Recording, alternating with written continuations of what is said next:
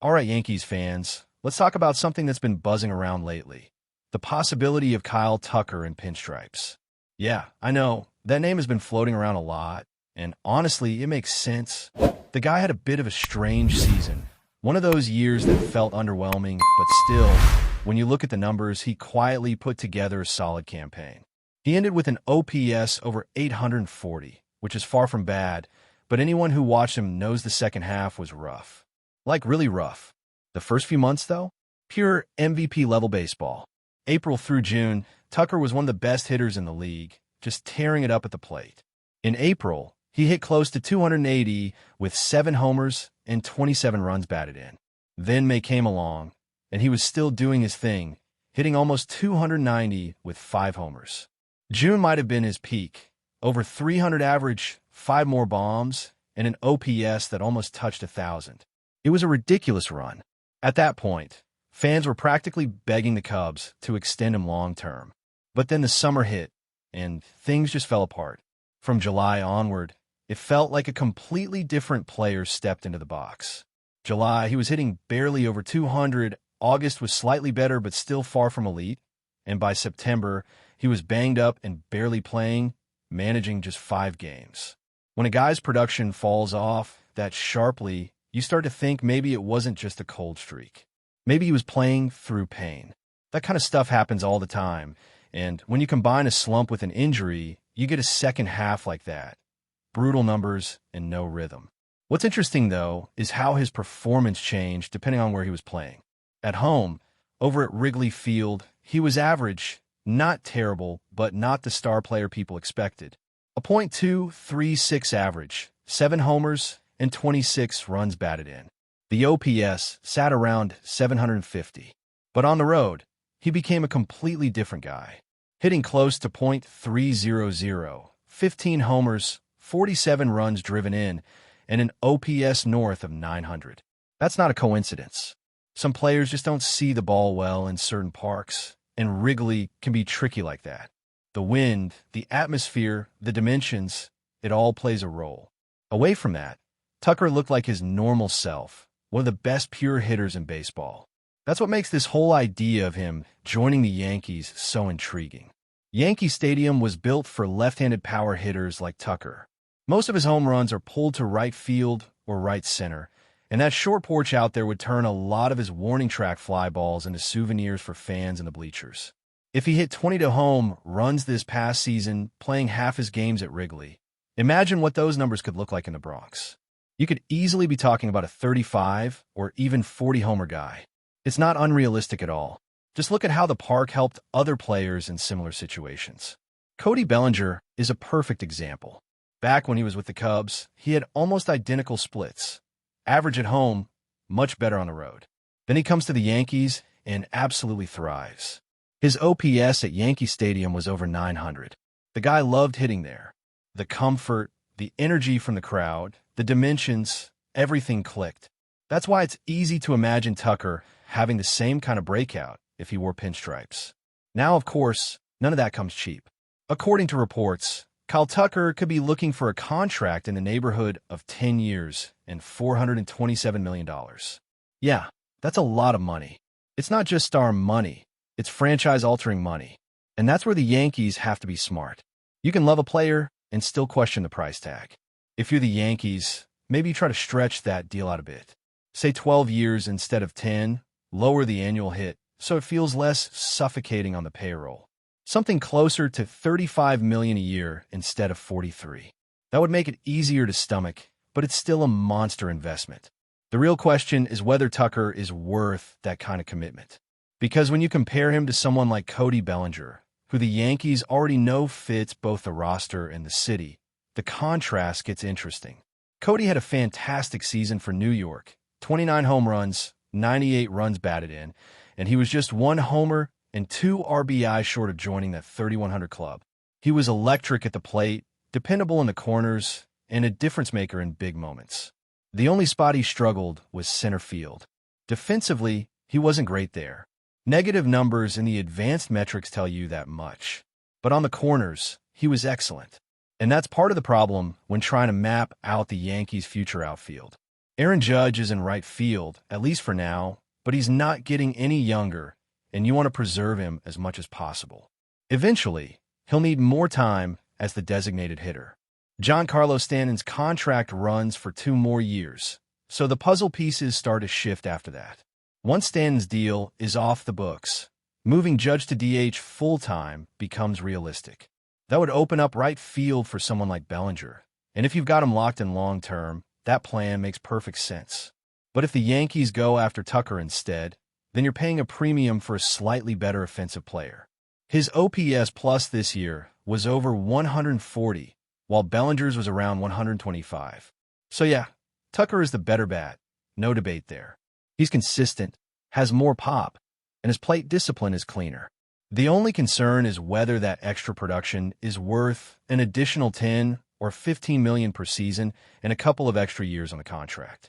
If money wasn't an issue, the ideal world would be one where both Tucker and Bellinger could wear the Yankees uniform. You'd have a dynamic, flexible outfield, Tucker in left, Bellinger in right, Judge sliding to DH.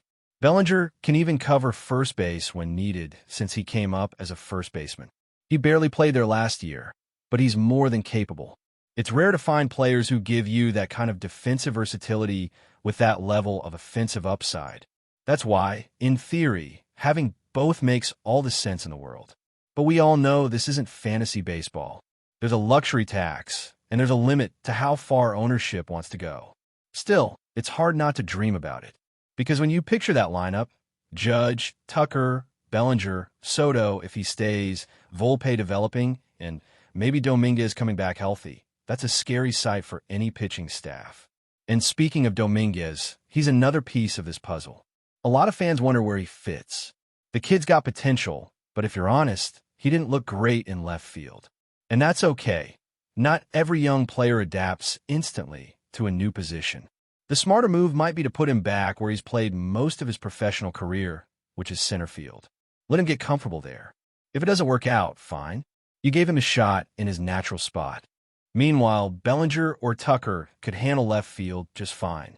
Tucker, especially, he's solid defensively, not elite, but more than capable. He tracks the ball well, takes good routes, and with his arm strength, he can hold his own in either corner. So if anyone tells you Tucker can't play left, don't buy that. He can. And with his bat in that lineup, you wouldn't even be thinking about defense most nights. That's why this whole conversation comes down to fit and finances. From a baseball standpoint, Tucker fits.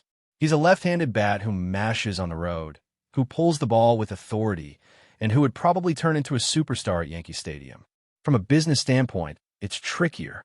You're paying top dollar for a guy who, while excellent, isn't a proven postseason performer yet, and you already have multiple large contracts on the books.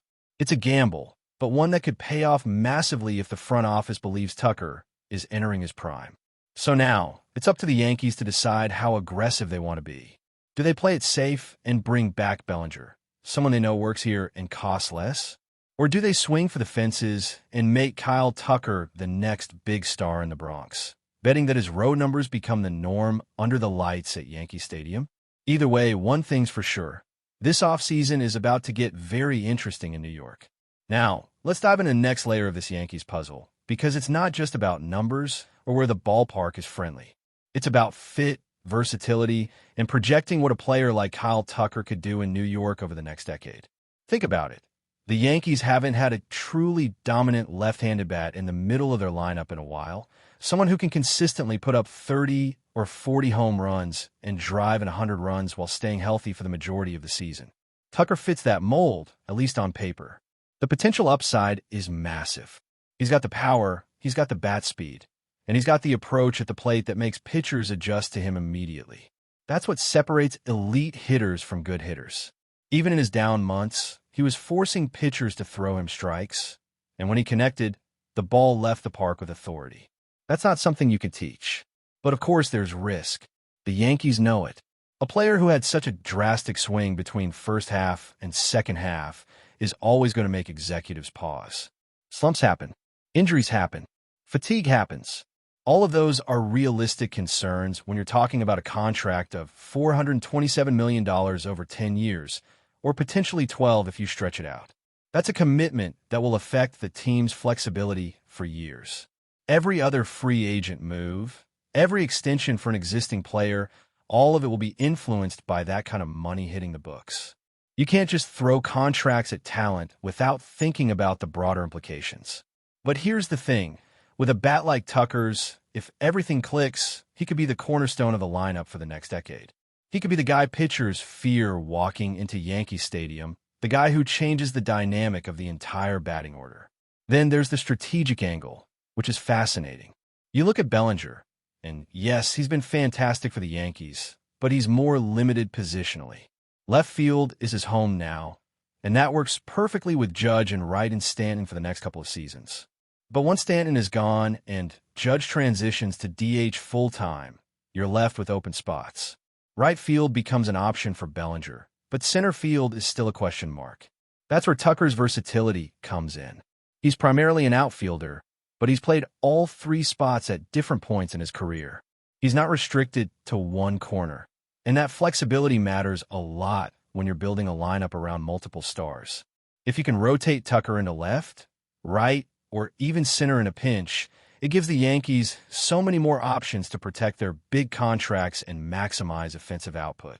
Offense is one thing, but defense can't be ignored. Tucker isn't going to win Gold Gloves every year, but he's a solid outfielder with a strong arm and the ability to track the ball well. In Yankee Stadium, defense in the outfield matters, but it's also about positioning and the kind of bat you have behind you. If Tucker's producing at the plate, even slightly below elite defensively, the lineup absorbs it. Contrast that with center field, where a player like Dominguez struggled. Dominguez is still young, still developing, and center field is naturally a more challenging position than left or right. So having someone like Tucker ready to rotate into different positions while keeping the offensive production high is a strategic advantage that can't be understated. Then we get into the chemistry and lineup construction. The Yankees are in a position where they can surround star talent with complementary pieces. Judge, when healthy, is an absolute force. Bellinger is versatile, a corner outfielder with pop. Tucker brings the left-handed bat and the power, potentially turning the Yankees into one of the most balanced and fearsome lineups in baseball.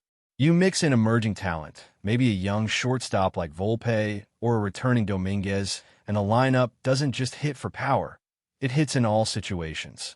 Situational hitting, left-right balance, and the ability to stretch the field become significant advantages over teams that rely heavily on one-dimensional bats.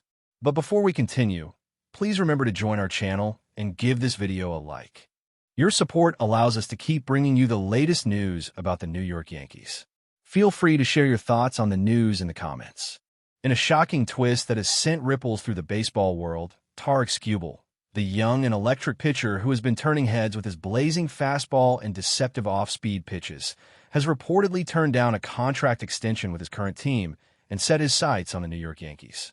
Sources close to the player hint that negotiations reached a stalemate over financial terms, but the underlying narrative seems to go beyond money. Skubal is said to be chasing the bright lights and storied legacy of the Bronx Bombers. Insiders whisper that Skubal's decision was fueled by a combination of ambition and opportunity. The Yankees, known for their aggressive pursuit of top-tier talent, reportedly made a pitch that was impossible to ignore. A platform not just for success on the field, but for superstardom in a market that thrives on attention and media frenzy. While his current team is reportedly stunned by the refusal, fans and analysts alike are already debating the potential seismic impact on both rosters. Could this be the start of a new dynasty in pinstripes, or will the pressure of the New York spotlight challenge Skubal in ways he hasn't yet faced? Rumors suggest that the Yankees are quietly ecstatic. Their front office, long aware of Skubal's talent, is said to have been monitoring the situation closely, and whispers from within indicate that discussions have already progressed to the fine details: contract length, bonuses, and even potential jersey numbers. Meanwhile, the baseball rumor mill is ablaze with speculation about what this means for the pitching staff. Will Skubal slot in as the ace, or will the team carefully nurture his talent behind the scenes? Sources close to the player hint at a mix of excitement and nerves. Skubal, still early in his career, seems determined to make a statement, not just as a player, but as a brand, aligning himself with a franchise that has historically elevated careers to legendary status. As whispers of his move circulate through social media and sports shows, one thing is certain. The rumor of Tarik Skubal heading to the Yankees has electrified fans, sparked endless debate, and left the baseball world on the edge of its seat. The question now isn't if he'll thrive, it's how big and how fast. That's it for this update. If you enjoyed the video and want to keep receiving exclusive news about the New York Yankees, please subscribe to our channel and give us a like. We always appreciate your comments and opinions. See you in the next video.